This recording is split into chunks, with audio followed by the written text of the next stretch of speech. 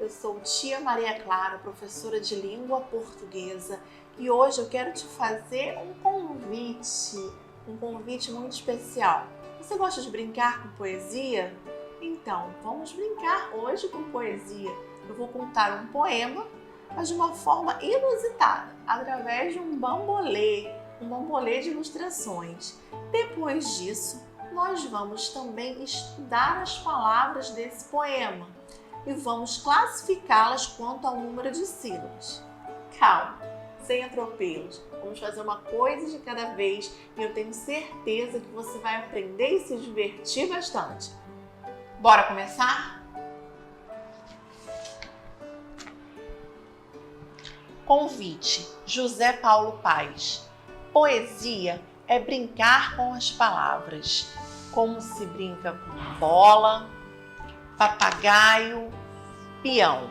Só que bola, papagaio e peão, de tanto brincar, se gastam. As palavras não. Quanto mais se brinca, com elas mais novas ficam. Como a água do rio, que é água sempre nova, como cada dia, que é sempre um novo dia.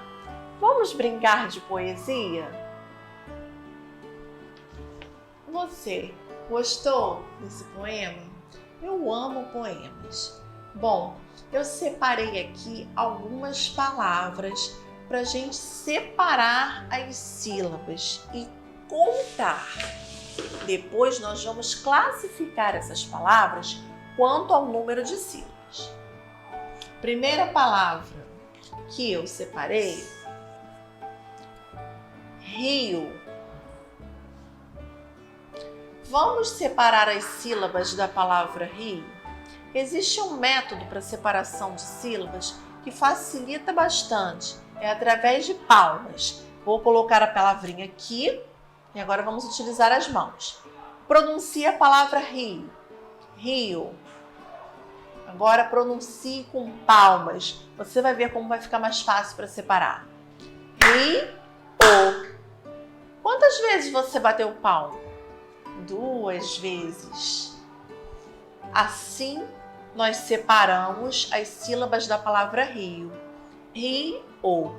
Se eu bati palma 2 vezes, se a palavra tem 2 sílabas, eu classifico essa palavra como dissílaba.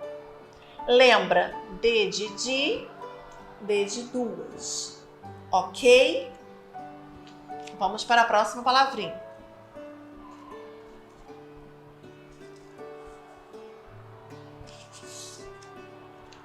Outra palavra no texto. Peão. Pronuncie a palavra peão. Peão. Agora pronuncie batendo palmas. Peão. Ela é uma palavra um pouco maior que a palavra rio. No entanto, quantas vezes você bateu palma? 2 vezes. Isso significa que ela tem quantas sílabas?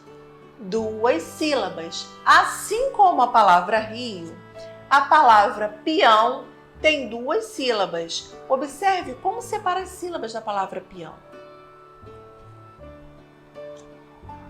Próxima palavrinha. Bola. Pronuncie a palavra bola. Bola. Agora vamos pronunciar batendo palmas. Bola. Você bateu palma quantas vezes?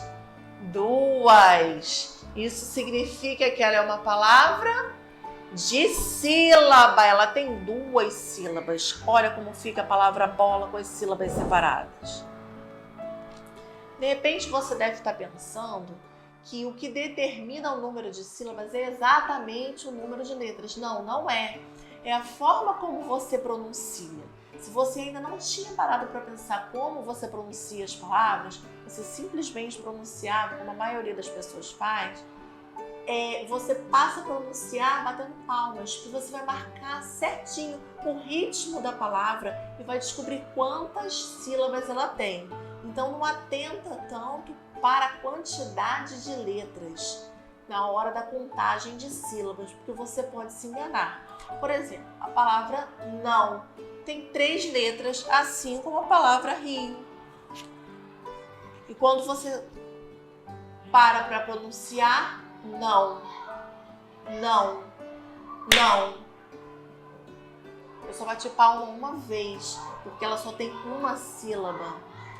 Não separa.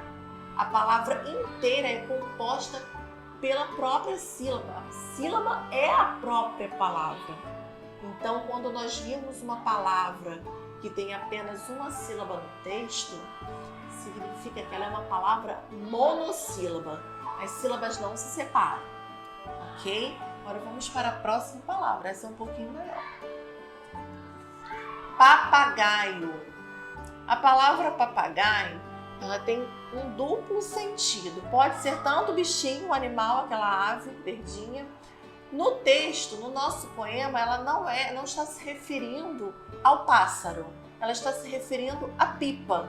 Porque pipa, em algumas regiões do Brasil, se chama papagaio. É mais uma curiosidade da nossa língua portuguesa. Ela é bem complexa, é bem interessante, muito boa de ser estudada. Agora nós vamos pronunciar a palavra papagaio devagar. Papagaio. Vamos separar as sílabas da palavra papagaio? Primeiro com palmas. Papagaio. Você contou quantas vezes eu bati palmas? Para facilitar, eu vou pegar a palavrinha aqui, já separada. Ó, papagaio. Eu tenho 1, 2, 3, 4 sílabas. Quando eu encontro uma palavra com 4 sílabas ou mais, eu chamo essa palavra de polissílaba. Realmente é comum que elas sejam palavras mais longas, mas lembre-se, não é o número de letras que determina, não necessariamente, tá? Então, as palavras que têm 4 ou mais sílabas são as palavras polissílabas. Você deve estar se perguntando, e as palavras que têm 3 sílabas, tia Maria Clara? Você não falou. Sim, eu não falei, mas existem. Por exemplo, palavra. A palavra, vamos separar. Palavra. Eu bati palma 3 vezes. Quando eu separo a sílaba da palavra, eu encontro uma palavra trissílaba. Uma palavra que tem 3 sílabas, ela é considerada uma palavra trissílaba. Então, recapitulando, existem palavras que ela inteira é uma sílaba. Ela não se separa. É a palavra monossílaba. Palavras que têm uma sílaba, monossílaba. As palavras que eu separo e encontro 2 sílabas são palavras dissílabas. As palavras que eu separo e encontro 3 sílabas são palavras trissílabas. E quando eu encontro palavras com 4 sílabas ou mais, eu encontro palavras polissílabas. Sempre que você for separar, fica bem mais fácil você bater palmas. Depois você vai ficar tão bem treinado que você vai separar automaticamente. Mas a princípio ajuda bastante essa técnica das palmas. Ok? Tudo bem até aí? Vou juntar as palavrinhas. Vou guardar. O nosso poema falava de vários brinquedos. Bola, papagaio, peão. Você brinca de peão?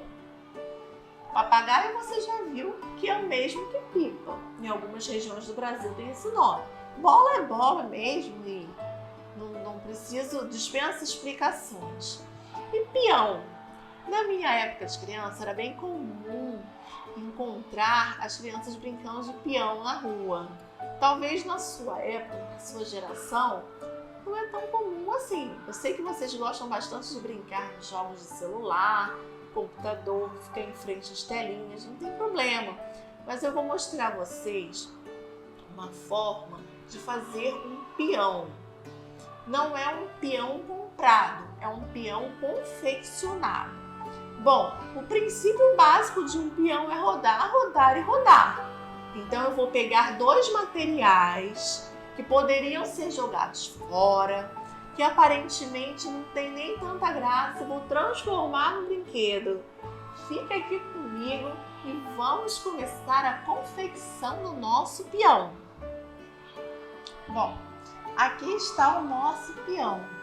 Para confeccionar esse peão foi muito simples. Eu peguei uma tampinha dessas garrafinhas de água, pode ser de refrigerante, e um pedacinho de palito de churrasco.